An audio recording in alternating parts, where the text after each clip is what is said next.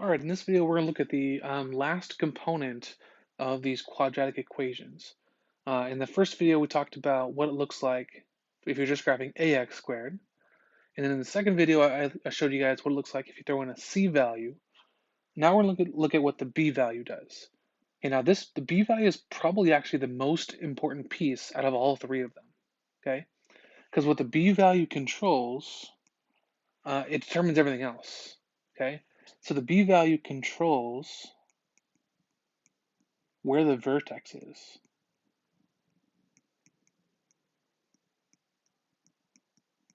Okay. And if you figure out what the vertex is, remember the vertex is that kind of like that center point. Let's go and write that definition down again. So the vertex, okay, it's usually the highest or the lowest point, depending on what your graph is. Right? If it's opening upward, it's the lowest. If it's upside down, it's the highest. So it's either the highest or the lowest point. Or you can also think of it like the center. It's the center of our parabola, our U shape. Okay. Or another kind of good terminology would be it's where our axis of symmetry is.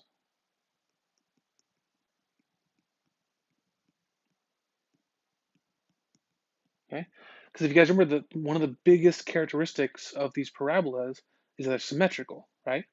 Once you know where the middle is, the left side has to match the right side. Otherwise, it's not a U. It's not a parabola. Okay. Now we do have this formula that we can use to determine where the vertex is located, and it's primarily um, affected by the b value. Okay, so this may not make sense right away, but to calculate the vertex is going to be at a location. I'll put off to the side over here, an x and a y. Right, the x location is found by this negative b over 2a. Okay, once we know what that is, we can plug it in to get the other value. Okay, so we can plug in over here. I'll show you guys how to do that in a second. Okay, so essentially the key thing of finding the vertex is finding your x coordinate. And it comes down to that negative b over 2a. Okay, and what I recommend when you're doing this, and I'll show you guys an example, is when you're setting this up, I would highly recommend set it up with the parentheses so you just plug in the numbers. So now it would look like this: negative parentheses over 2 parentheses. The reason why I suggest that is because a lot of students make mistakes with negatives. And if you write it out ahead of time, see how that negative is on the outside of that parentheses, you're less likely to forget about it. Okay, because it is possible to get double negatives in that top section. Okay, if you guys have a highlighter or a color pencil or something, I would definitely highlight or box this piece. That's probably the most important part of graphing these things. Okay, let's go and take a look at an example, just so you guys can see kind of what I'm talking about. I'll leave this on the screen. So let's say the question is graph y is equal to 2x squared plus 8x minus 1. Okay.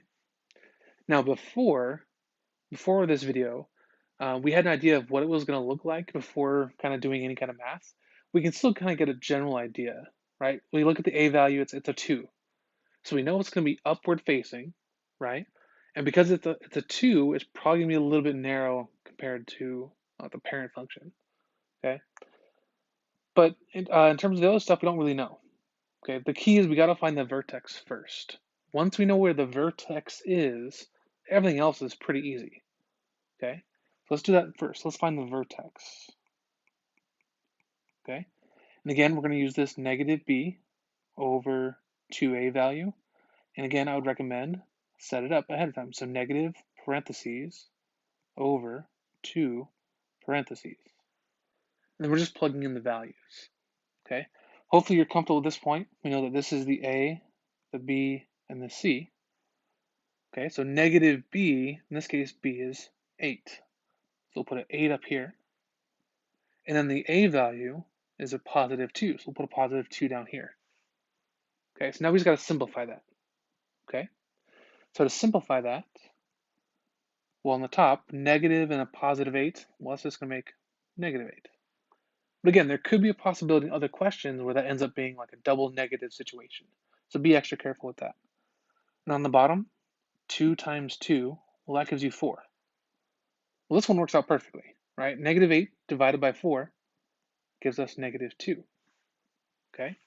What that means is that our vertex is located at negative 2 comma something. Okay, we don't know what that something is yet, but we know it's going to be at negative 2 comma something. Okay, which actually helps us out quite a bit. So now what we can do is we can go ahead and make a table. Now in previous videos where I made a table, I kind of gave you guys the inputs because I knew what the graph was going to look like. Now that we know about this vertex, we can use that vertex to create our table.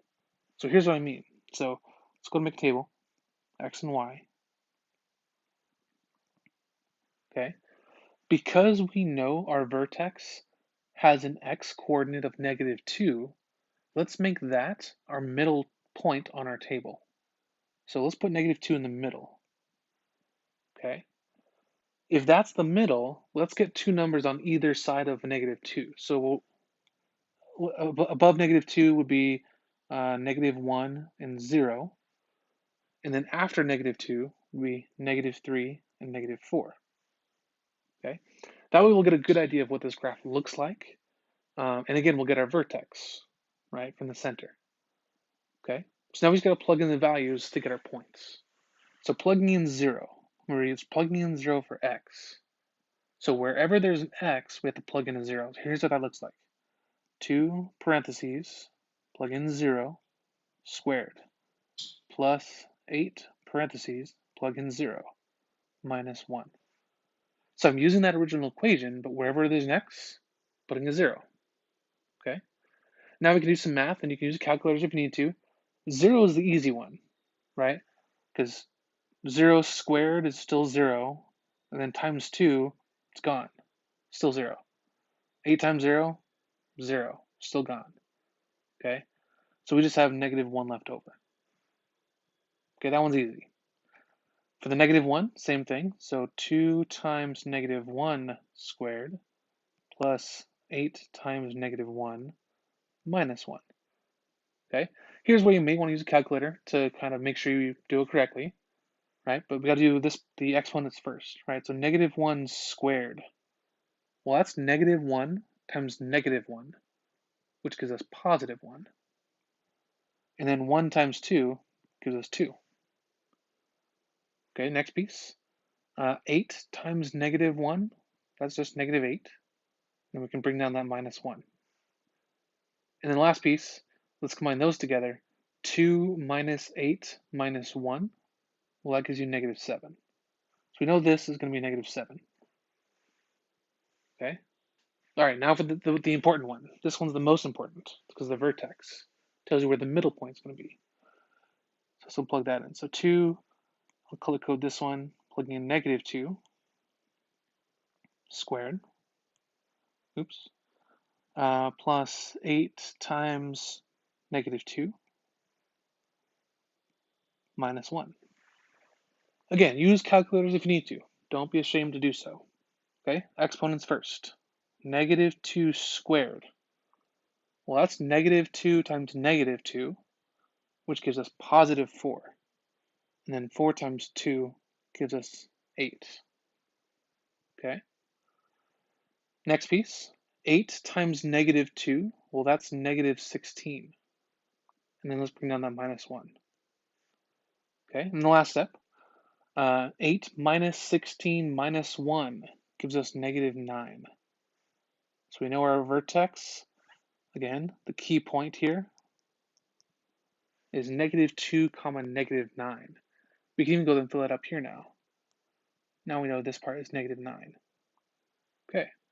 Now we could keep going. We could plug in negative 3 and negative 4, but we actually don't have to. Because if you guys remember that these quadratics, they're symmetrical, right? So once you know where the middle is going to be, you know that the parts on each side of it have to match, right? So in other words, once I know that this part's the middle, right? Put a star next to here. I know that this is going to have to match this one, and I know that this is going to have to match this one, because it has to be symmetrical, okay? And we could prove it by plugging them in, right? But we don't have to, because we know that this one should give us -7, and this one should give us -1, okay? And then that's enough information to graph our parabola, and then we're done, okay? So we're going to scroll down one more time. Now our graph is going to have to go kind of low, so let me draw the graph a little bit differently than normal. Maybe something like this.